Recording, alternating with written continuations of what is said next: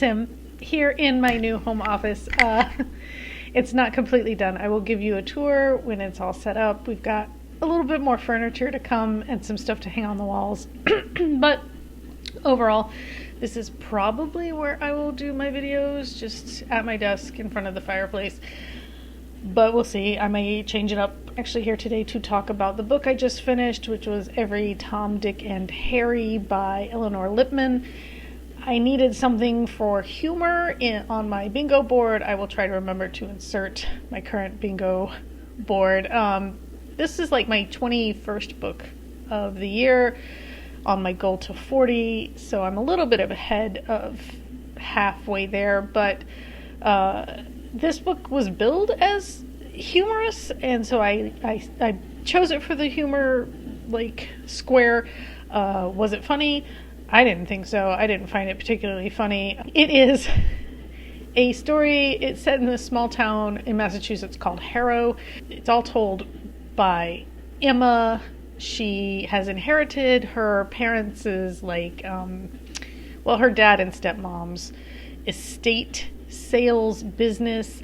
Basically, they've retired to the Cape, and they had a business where they would, when people were moving away or someone had passed away, people come in and they kind of evaluate the worth of what's left behind, the things that people don't want, the family doesn't want, whether it's because they're moving or they just don't want their dead relatives' stuff. And then they throw a big sale. They take a percentage of what's made as commission. Fine, whatever. The book, it just has so many weird things going on. So Emma is moving back home after having been at college. She's like in her 30s. She gets a roommate, her dad's best friend, who was also a high school teacher. He taught algebra, I think. The dad taught, history or something. And so she's renting a room out to this guy because he's a recent widower. The widower, Frank, is dating the chief of police's widowed mother. Yeah, she's widowed too.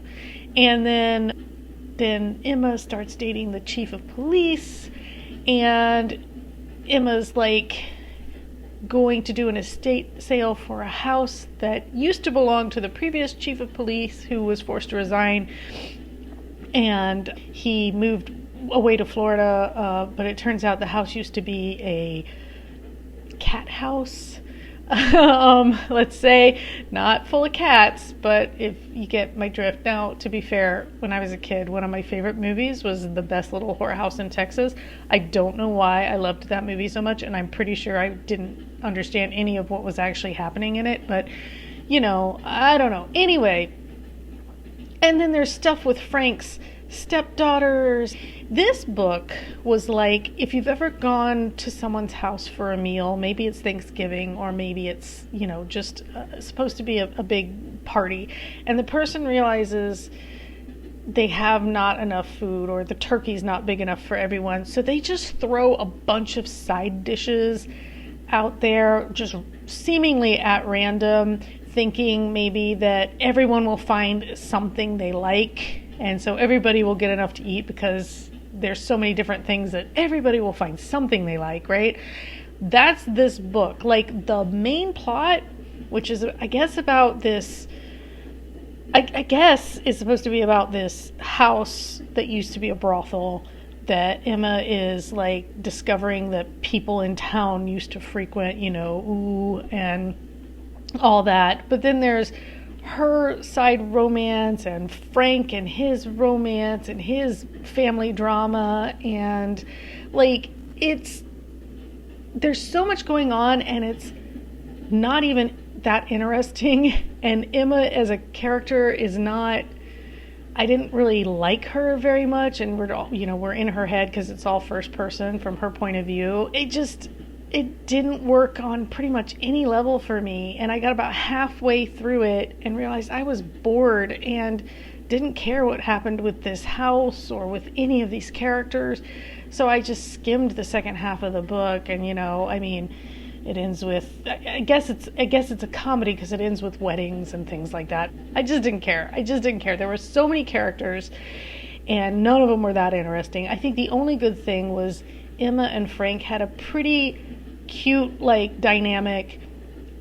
Although, again, Emma is like TMI queen and like asking inappropriate questions and stuff that just really, I was like, why would you say that to this person, any person? Because like she did it with everyone, and it was, and I don't want to say it's cringy because it wasn't quite the level of cringe. It was just more like, what the fuck is wrong with you? Like, this character was not somebody I could get into with, and I think it's supposed to be cute when they go on a putt-putt golfing date or whatever.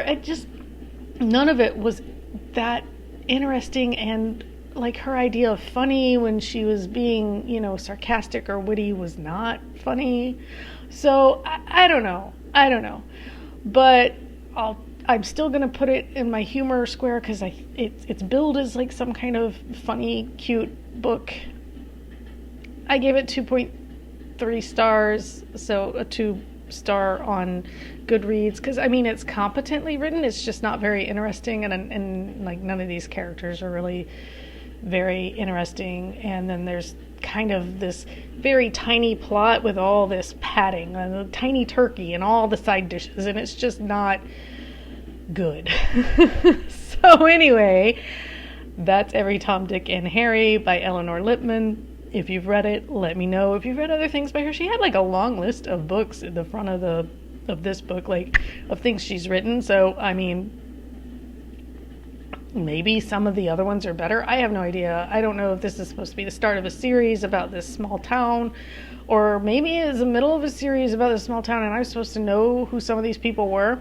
There were so many different people, and so many of them were unlikable, like, especially, like, these daughters characters. They were just not good. You know what? I'm done. I think the next book I'm going to read is actually a nonfiction about a lady in waiting to Queen Elizabeth II. That'll be a nice palate cleanser, and, yeah. Until next time, take care.